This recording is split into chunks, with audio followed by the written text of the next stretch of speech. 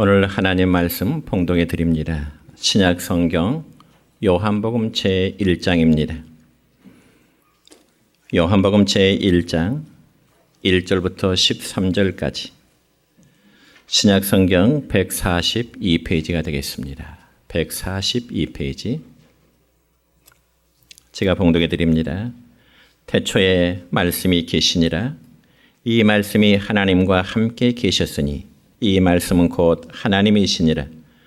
그가 태초에 하나님과 함께 계셨고 만물이 그로 말미암아 지은 바 되었으니 지은 것이 하나도 그가 없이는 된 것이 없느니라.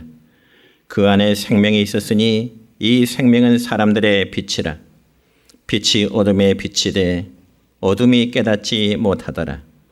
하나님께로부터 보내심을 받은 사람이 있으니 그의 이름은 요한이라.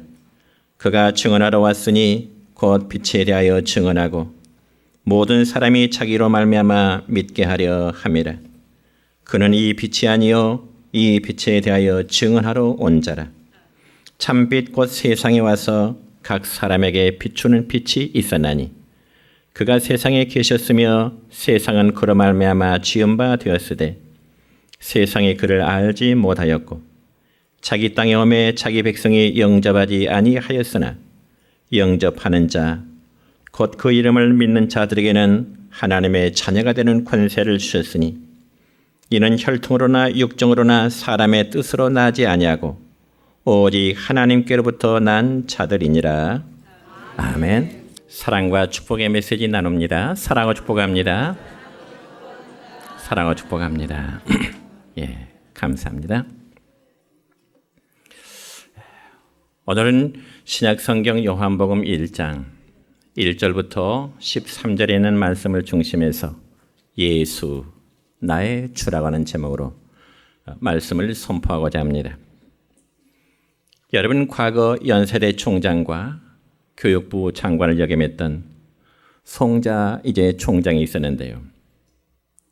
그분은 내가 세상에서 가장 잘한 일은 예수님을 믿은 일이다. 이란 책에서 자신을 포함한 16명의 사회 처명 인사들이 기독교 신앙을 접하면서 체험했던 자신들의 간증을 기록해 놓았습니다. 그러면서 그들의 공통적인 특징은 자기들이 지금까지 살아오면서 한 일 가운데 가장 잘한 일은 바로 예수 그리스도를 주로 믿는 일이라고 고백을 했습니다. 그렇다면 여러분은 어떠신가요? 여러분이 지금까지 살아오시는 삶의 과정에서 가장 잘한 일이라면 어떤 일을 가장 잘했다 스스로 생각해 보신가요? 이런 질문 앞에 여러분 각자는 다양한 아마 답변이 나올 수 있을 것입니다. 그렇지만 예수 믿는 우리 신앙인들이라면 당연히 예수님을 영접하여 구원받은 백성이 되었음을 가장 잘한 일이라고 하는 그러한 고백이 나와야 되는 것입니다. 물론 믿음은 하나님이 주신 선물이지만은 그 과정에는 반드시 예수님을 영접함이 따르게 되기 때문에 그렇습니다. 그렇다면 우리가 이러한 부분을 이해하기 위해서 이런 하나의 예를 들어볼까요? 만약에 어떤 사람이 여러분 각자에게 아주 값어치 나가는 선물을 주신다고 할 때 여러분은 그런 이제 선물을 주시고자 하는 사람 앞에 어떠한 반응을 나타내고 싶으신가요? 선물이니까 감사함으로 받으시겠습니까? 아니면 너무 가분한 선물이기 때문에 여러분 거부하시겠습니까? 여기서 받아들임과 거부하면 선물의 주인이 달라지게 되는 거죠. 그래서 사랑의 선물을 감사함으로 받아들이면 그 선물의 이제 주인은 여러분이 되겠지만 거부하면 선물은 여러분의 소유물이 되지를 못하는 것입니다. 그와 마찬가지로 하나님은 우리를 구원하시고자 독생자 예수 그리스도를 우리에게 선물로 보내주셨습니다. 그리고 그분을 마음에 영접하면 구원함을 얻게 되리라는 그러한 약속의 말씀을 주시지요. 여러분, 이 점에서 신약 성경 사도행전 16장 31절의 말씀을 보면 이런 말씀이 있습니다. 시작. 주 예수를 믿으라. 그러면 너와 네 집이 구원을 받으리라. 아멘. 그러니까 주 예수를 믿으라는 이 말은 한마디로 조건부입니다. 그리고 예수님을 마음속에 영접하여 구원의 주님으로 고백하라고 하는 말씀입니다. 그럼에도 불구하고 여러분이 예수님 우리 각자의 주인으로 영접하지 않는다면 어떻게 될까요? 당연히 구원함에 이르지를 못하게 됩니다. 왜냐하면 구원함에 이른 길은 오직 예수 그리스도를 믿음으로만 가능하기 때문에 그렇습니다. 이 길 외에 다른 어떤 길은 없습니다. 그러면 과연 예수님을 나의 주님으로 고백하는 자의 그러한 그리스도의 삶은 우리가 어떻게 살아야 될까요? 첫째로 예수님을 주로 받는 자의 모습입니다. 여러분, 우리가 예수 그리스도를 믿음으로 영접하는 것이 가장 잘한 일이라고 고백하는 그 이유가 과연 무엇일까? 이런 고백을 하는 이면에는 그리스도가 어떤 분인가를 잘 알고 있기 때문에 그렇습니다. 그래서 방금 전에 읽은 본문 말씀 1절 첫 부분에 보면은 태초에 말씀이 계시니라 그렇게 시작합니다. 근데 우리는 여기서 태초라는 말에 대한 이해를 먼저 하고 넘어가야 하는 것이 올바른 도리일 것입니다. 여러분, 구약성경 창세기 1장 1절이면 태초에 하나님이 천지를 창조하시니라 이런 말씀이 있고, 우리가 오늘 읽은 요한복음 1장 1절 본문에 보면 태초에 말씀이 계시니라 이런 말씀이 있습니다. 그러면 과연 창세기 1장 1절에서 말씀하는 그 태초라는 말씀과 오늘 본문 1장 1절에서 말씀하는 태초는 과연 어떤 차이가 있을까요? 분명 한글에는 똑같은 의미지요. 그렇지만 구약성경 창세기 1장 1절에서 이 태초라는 단어는 히브리 보면 베레시드라는 단어인데 이것은 처음 혹은 기원 혹은 출발이라는 그런 의미가 있습니다. 그러니까 이 태초라는 말은 하나님께서의 창조 사역을 시작하는 그 시점을 말씀한다는 거죠. 그러니까 시간의 출발점이고 동시에 물리적 세계의 바로 출발점을 의미하게 되는 것입니다. 그렇지만 오늘 우리가 읽은 요한복음 1장 1절에서 말씀하는 이 태초라는 말은 우리가 헬라문 아르케라는 단어인데 이 말은 시간을 초월하는 영원함을 의미하게 되는 것입니다. 분명한 차이가 있죠. 그런데 이 사도 요한이 이 단어를 사용하게 되는 것은 예수 그리스도가 이 세상의 창조 이전, 즉 이미 영원 전부터 존재하고 계시다는 그 사실을 강조하기 위해서 태초에 말씀이 계시니라 그렇게 시작이 되는 것입니다. 그래서 예수님은 영원 전부터 성부 하나님과 함께 동시에 존재하고 계신 분이심을 여러분 믿으시기를 바랍니다.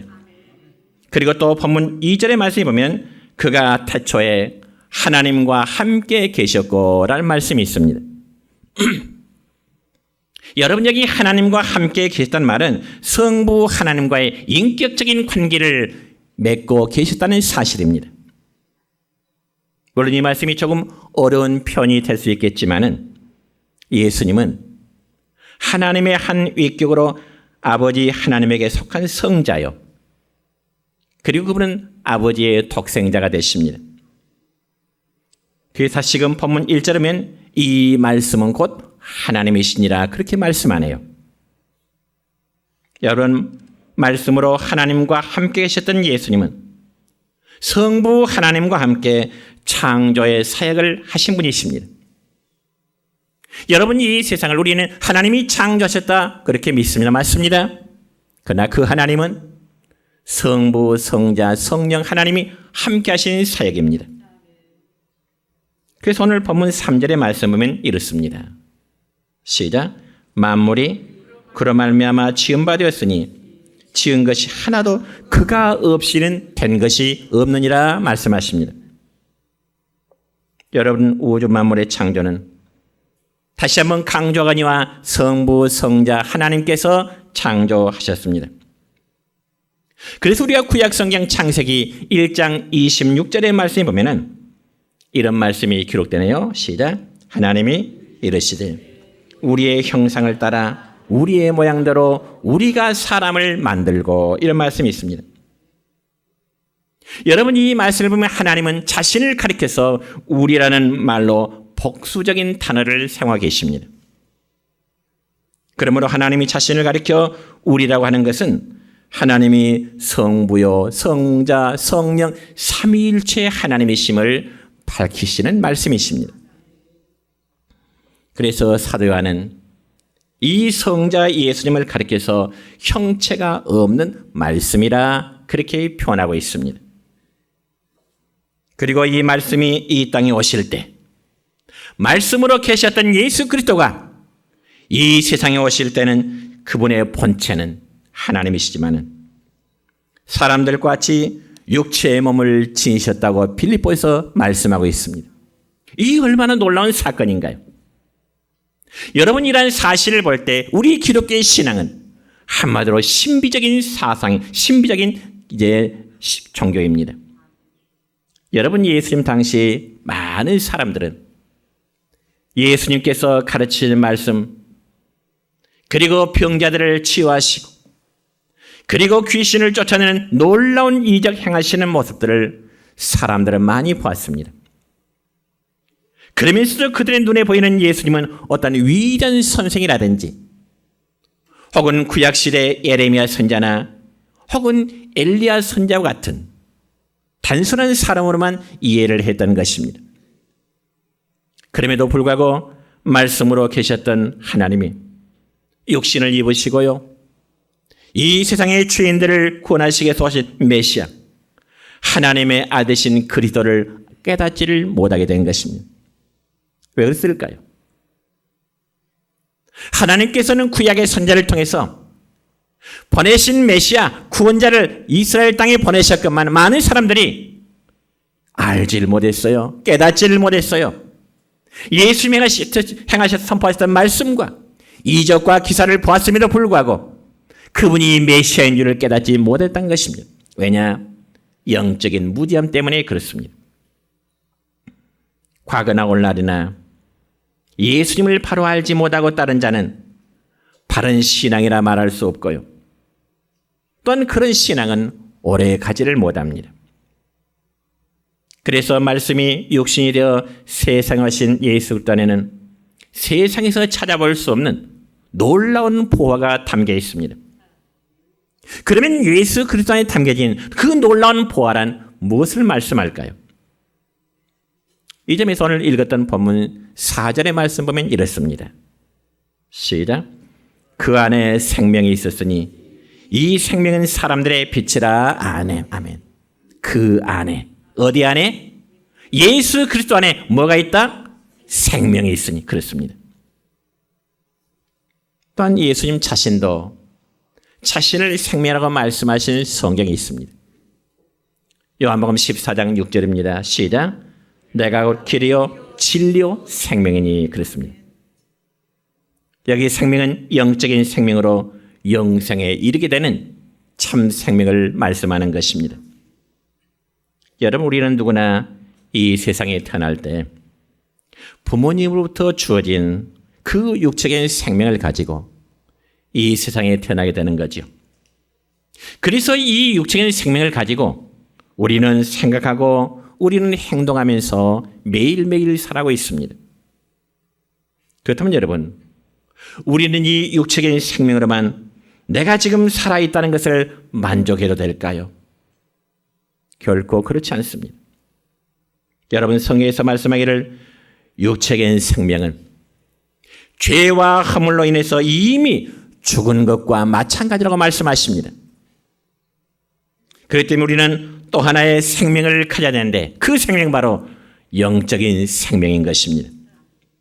그래서 신약성경 요한일서 5장 11절의 말씀 보면 이런 말씀이 있습니다. 시작. 또 증거는 이것이니 하나님이 우리에게 영생을 주신 것과 이 생명이 그의 아들 안에 있는 그것이니라. 영생의 생명이 그의 아들 안에 있다. 그 아들 누굴까요? 그렇습니다. 예수 그리스도 안에 영원한 생명이 있다 말씀하십니다. 그럼 우리는 아들이신 예수 그리스도를 통해서 영원한 생명이 이루어지게 됩니다. 또한 사도 요한은 오늘 본문 9절에서 말씀하기를 예수님을 가리켜서 빛이라 그렇게 말씀하십니다. 9절 읽을까요? 시작. 참 빛 곧 세상에 와서 각 사람에게 비추는 빛이 있었나니. 자, 그리고 예수님 자신도요. 요한복음 9장 5절에서 또 이렇게 말씀하십니다. 시작. 내가 세상에 있는 동안에는 세상의 빛이로다. 사도 요한도 예수님을 증언할 때 예수님이 세상의 빛이라 말씀하시고 예수님 자신도 내가 세상의 빛이라 말씀하십니다. 여러분, 세상에 있는 모든 생물이라는 것은요, 빛을 필요로 하고요, 빛을 받아야만 살 수 있는 것입니다. 그렇다면 이 땅 위에 모든 사람들도 역시 참 빛이신 예수님을 영접하게 되면 죄된 어둠의 권세는 물러가게 될 것이고 빛의 사람으로 살아가게 될 것임을 여러분 믿으시길 바랍니다. 그 빛을 받아야 우리에게는 영적 생명이 성장할 수 있는 것입니다. 그러면서 예수님을 영접하는 자는 믿음의 주이신 예수님 닮아가기를 소망하고 또 그 안에 살아가기를 힘써야 되는 것입니다. 그래서 신약성은 골로새서 2장 6절의 말씀 보면 또 이런 말씀이 있습니다. 시작. 그러므로 너희가 그리스도 예수를 주로 받았으니 그 안에서 행하되. 아멘. 그리스도 예수를 주로 받았으니 너희는 그 안에서 행하되. 여기서 그 안에서 행하되란 행하라 원래 의미는 그리스도를 주로 모신 자답게 살아가라 그런 뜻입니다. 예수님을 마음의 주인으로 모신 자답게 참 그리스도의 제자답게 살아가라. 여러분, 우리의 신앙생활이 지식으로 아는 것만으로는 부족하고 유익이 없습니다. 그럼 어떻게 될까요? 반드시 행함이 따르는 살아있는 믿음이 되어야 되는 것입니다. 다시 말씀드려서 바른 신앙생활은 성경에 기록된 말씀대로 또 자신이 아는 대로 또 자신의 믿음의 고백대로 행해야 된다는 거죠. 그래서 우리 모두 예수님을 바로 알고 믿어서 우리의 주님께 소망을 두고요, 주님을 따르는 참된 그리스도인 되시기를 주의 이름으로 축원합니다.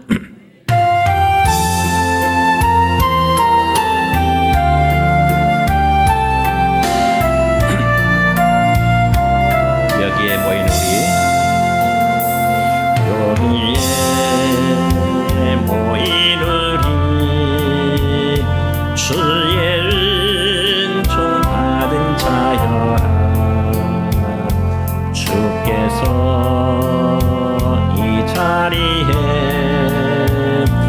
함께 계심을 아노라. 언제나 주님만을 찬양하며 따라가리니 시험을 당할 때도 함께 계심을 믿노라. 이 믿음 곧 그 사람 주가 지켜주신다. 오는 밤에도 주의 밝은 빛 인도하여 주신다. 두 번째로 예수님을 영접한 자에게는 특권이 있습니다. 오늘 읽은 말씀 가운데 오늘 본문 12절의 말씀입니다. 시작. 영접하는 자 곧 그 이름을 믿는 자들에게는 하나님의 자녀가 되는 권세를 주셨으니. 아멘. 예수님을 영접하는 자에게 어떤 권세요? 하나님의 자녀가 되는 권세. 여러분 믿습니까? 여러분, 하나님은 구약의 선지자를 통해서 메시아를 보내실 예수님에 대해서 자주 약속의 말씀을 주십니다. 그리고 하나님은 약속의 말씀대로 때가 참에 여자를 통해서 메시아이신 그리스도를 보내시게 됩니다. 그렇지만 여러분, 예수님 당시의 사람들은요, 하나님이 약속하신 메시아, 예수님이 육신의 몸을 입고 세상에 오셨지만은 예수님을 바로 알고 바로 믿고 영접하는 자는 많지 않았습니다. 이 점에서 오늘 읽은 말씀 가운데 본문 10절에 보면 이렇게 기록됩니다. 시작. 그가 세상에 계셨으며 세상은 그로 말미암아 지은 바 되었으되 세상이 그를 알지 못하였고 그랬습니다. 하나님이 보내신 메시아신 예수 그리스도를 당시의 사람들은 알지 못했다. 얼마나 답답한 안타까운 일입니까? 하나님이 약속하신 참 메시아가 그들 가운데 함께 계심에도 불구하고 당시에는 예수님에 대한 올바른 이해를 많은 사람들이 갖지를 못했다는 겁니다. 그래서 본문 11절의 말씀 보면 이렇습니다. 시작. 자기 땅에 오매 자기 백성이 영접하지 아니하였으니 그랬습니다. 그럼 여기 자기 땅과 자기 백성이란 누구를 가리킬까요? 당연히 육적 이스라엘 나라와 그 백성들을 가리키는 말입니다. 여러분, 특별히 성경에 보면 이스라엘 백성은 하나님의 특별한 은총을 참 많이 받은 백성입니다. 그리고 그러한 사실은 그들의 조상들이 애굽 땅에서 종된 삶으로 살 때 하나님께서 그들을 구원하시기 위해서 얼마나 많은 이적 행하셨는지를 그들이 보고 체험했습니다. 실제로 이스라엘 백성들은 애굽 땅을 탈출하는 과정에서 애굽 땅에 내려진 10가지의 재앙을 통하여 하나님께서 임재하심을 그들은 똑똑히 체험했습니다. 뿐만 아니라 그들은 광야 생활할 때도 하나님이 그들과 함께 하심을 그들은 체험을 했고요. 바다가 육지같이 갈라져 건너감을 그들은 체험했고요.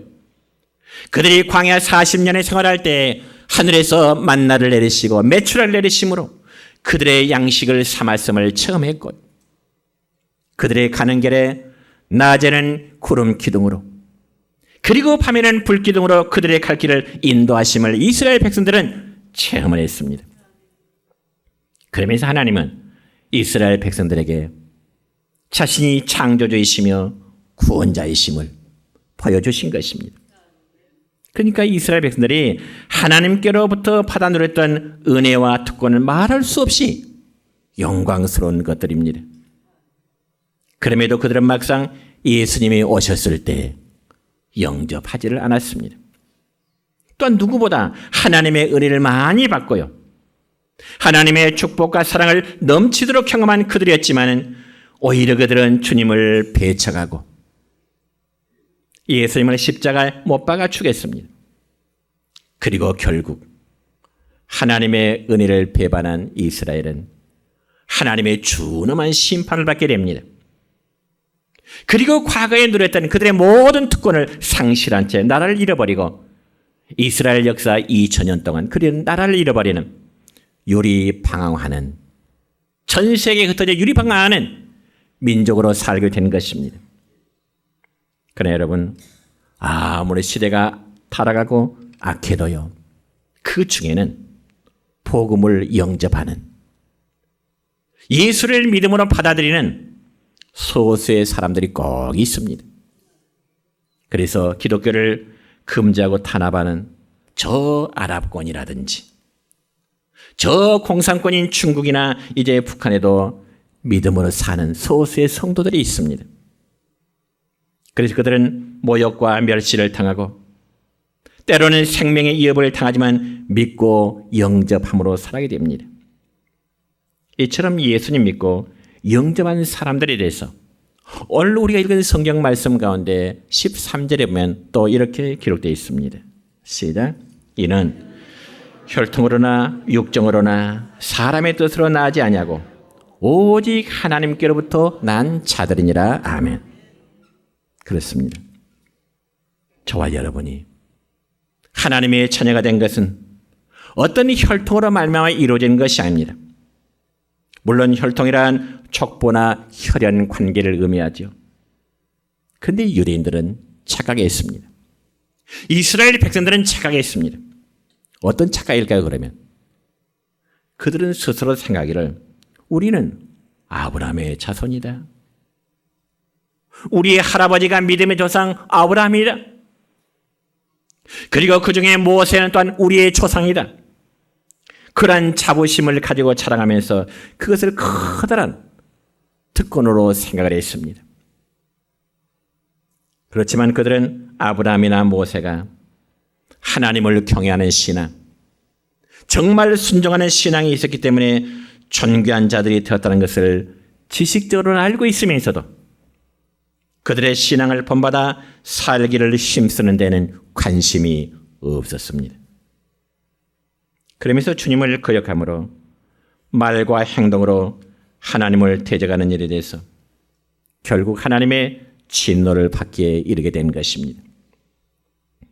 우리 사랑하는 성도 여러분이요, 예수님을 믿고 영접한 자는 하나님의 자녀가 되는 그 권세를 얻게 됨을 여러분 믿으시기를 축원합니다. 우리가 하나님의 자녀가 됐다는 것은 한마디로 신분의 변화입니다. 신분의 변화입니다. 만물을 지으시고 다스리며 심판하실 권세를 가지신 그분이 우리의 아버지가 되었으니 우리가 그분을 향하여 아버지라고 고백하니 얼마나 놀라운 일입니까?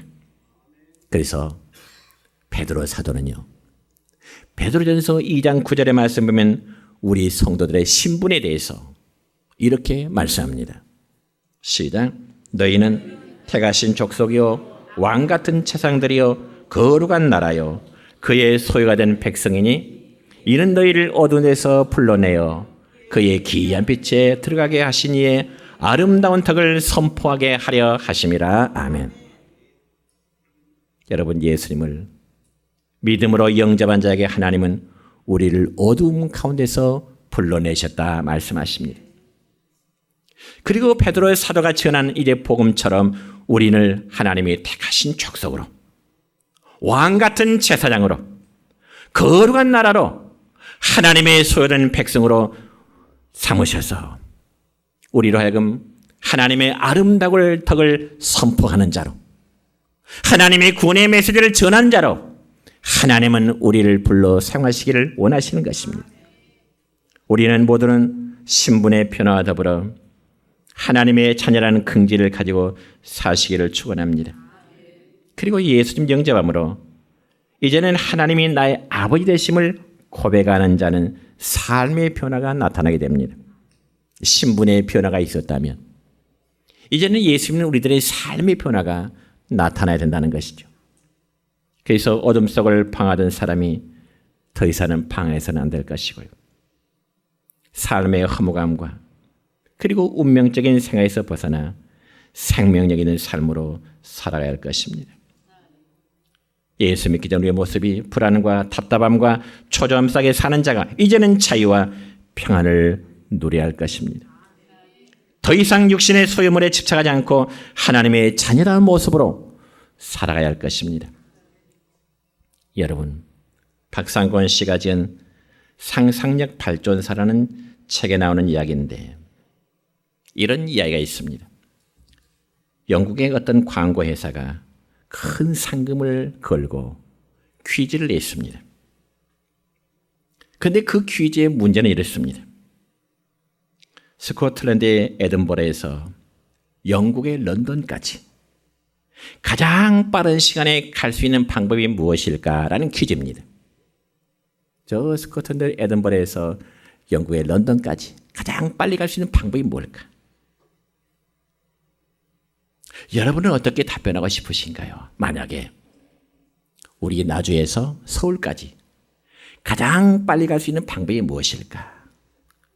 이런 퀴즈가 있다면 여러분은 어떻게 답변하고 싶으신가요?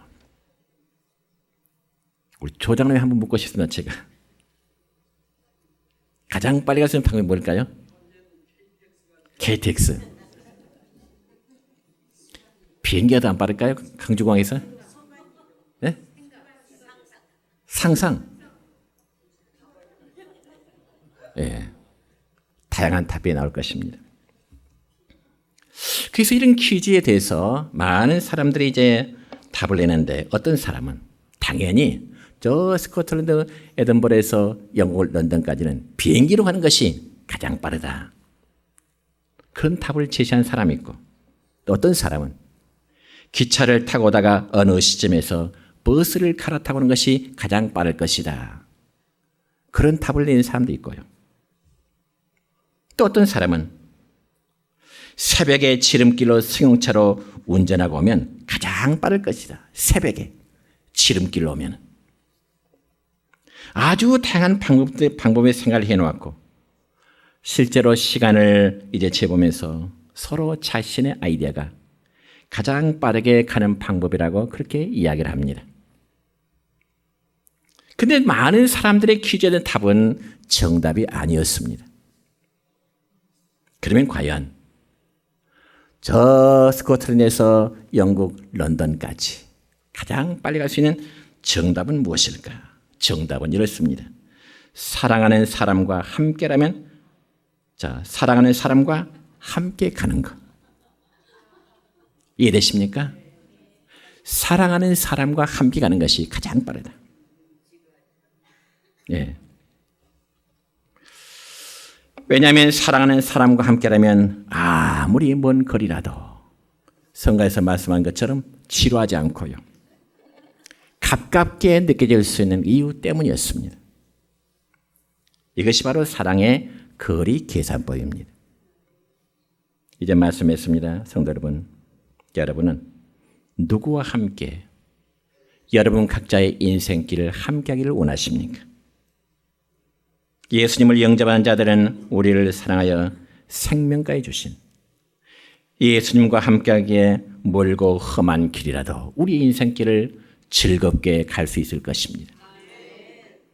그리고 우리를 사랑하시는 예수님은 은혜와 진리의 길로 그리고 사랑의 길로 생명과 소망의 길로 영원한 하늘나라의 영광의 길로 우리를 인도하시는 분이십니다. 그리고 길과 진리요 생명이 되신 예수님 믿고 살다가 영원한 하늘나라의 후사가 되는 그러한 복을 받는 여러분 되시길 우리 주님의 이름으로 축원합니다.